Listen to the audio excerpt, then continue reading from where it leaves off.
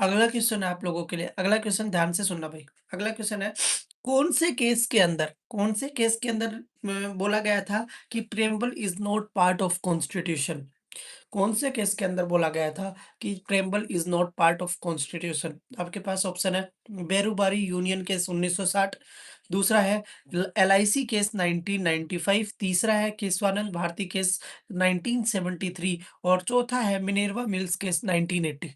देखते हैं कितने लोगों का सही आता है। ये सारे केसेस से क्वेश्चन पूछा जाता है, यूपीएससी पूछेगी इनसे क्वेश्चन और मैं चाहता हूं कि आपका कोई पोर्शन ना छूटे। ऑप्शन थ्री नहीं, केस लिखो आप। ऑप्शन तो मैं खुद बना रहा हूँ यार, ऐसे कैसे याद होंगे। केस लिखो, कौन से केस से? केशवानंद, बेरुबारी और एलआईसी और मिनेर्वा मिल्स। बेरुबारी ऑप्शन फर्स्ट आ रहा है, शिवम कुमार का केशवानंद आ रहा है, बहुत बढ़िया भाई, केशवानंद। सोफू का बेरुबारी आ रहा है। एक बार दे दिया करो, एक बार में मेरे को दिख जाता है। एलआईसी केस, युक्ता मिश्रा का एलआईसी केस आ रहा है 1995 का। केशवानंद भारती केस आ रहा है। मैंने बोला है कि ऐसा कौन-सा था जिसमें बोला गया था it is not part of constitution, preamble is not part of constitution, ठीक है? एक बार लाइक कर दो भाई सब लोग, लाइक कर दिया करो भाई, है ना? आते ही कर दिया करो।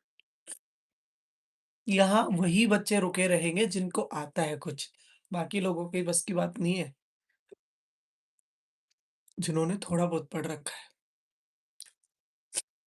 बेरोबारी आ रहा है, बेरोबारी आ रहा है, क्रज बाइज का भी बेरोबारी आ रहा है। तो जिन लोगों ने बेरोबारी आंसर दिया है, जैसे कि सोफू ने आंसर बिल्कुल सही दिया है और उसके बाद एक क्रज भाई साहब ने बिल्कुल सही आंसर दिया है। बाकी सबका आंसर गलत है, बाकी सबका आंसर गलत है। बेरोबारी यूनियन केस था, उसमें बोला गया था कि ये पार्ट नहीं है। फिर उसके बाद जो अपना केशवानंद भारती केस था, उसमें बोला गया था कि हाँ, ये पार्ट है। राजरंजन भी आ गए भाई।